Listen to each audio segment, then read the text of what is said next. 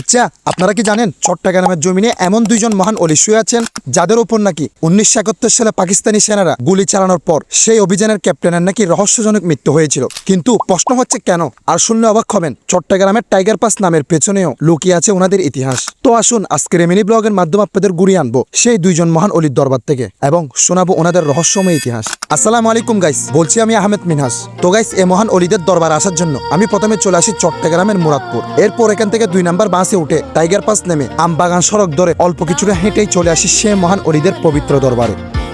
তো চলুন এবার ওনাদের ইতিহাস শুনে আসি। মূলত মাজারটি হচ্ছে আধ্যাত্মিক জগতের মহান সুফি সাধক হযরত শাহ জামাল ও হযরত শাহ কামাল আলাইহির রহমের মাজার। যদিও বা ইতিহাস থেকে ওনাদের জন্মস্থান ও চট্টগ্রামের আগমনের সঠিক সময় কিংবা ওনাদের পরিচয় সম্পর্কে নির্ভরযোগ্য কোনো ইতিহাস পাওয়া না গেলেও জানা যায় কেউ কেউ ওনাদের মামা বাগিনা, আবার কেউ কেউ বাবা ছেলে বলে থাকেন। তবে এর কোনো নিশ্চিত প্রমাণ পাওয়া যায়নি। কিন্তু ইতিহাস পড়ে এতটুকু জানা যায় ওনারা ইসলাম প্রচার ও দ্বীনের খেদমতের উদ্দেশ্যে চট্টগ্রামে আগমন করেন।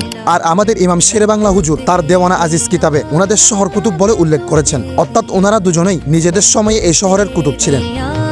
যদি আবার ওনাদের কারামত নিয়ে কথা বলি তাহলে বলাই যায় জনশ্রুতি রয়েছে 1971 সালের মহান মুক্তিযুদ্ধের সময় গভীর রাতে হযরত শাহ জামাল ও হযরত শাহ কামাল আলাইহির রহমান মাজার শরীফ থেকে বের হয়ে কোথাও যাচ্ছিলেন। তখন সে সময় পাকিস্তানি সেনারা ওনাদের মুক্তিযুদ্ধ মনে করে গুলি চালায়, কিন্তু গুলি করার পর ওনারা অলৌকিকভাবে অদৃশ্য হয়ে যান। এরপর সেই অভিযানের নেতৃত্ব দেওয়া পাকিস্তানি ক্যাপ্টেন কঠিন রোগে আক্রান্ত হয়ে মৃত্যুবরণ করেন বলে জনশ্রুতি রয়েছে।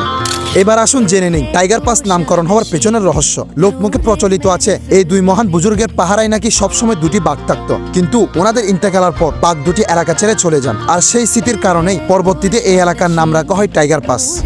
তো গাইস, এ হলো সে মহান অলিদের একটু সংক্ষিপ্ত জীবনী। আর আজকের এই তথ্যগুলো দিয়েছেন আমাদের সুফি গবেষক মারেক ভাই। আর ব্লগটি এতটুকুই ভালো লাগলে আমার পেজটি ফলো করবেন। আসসালামু আলাইকুম।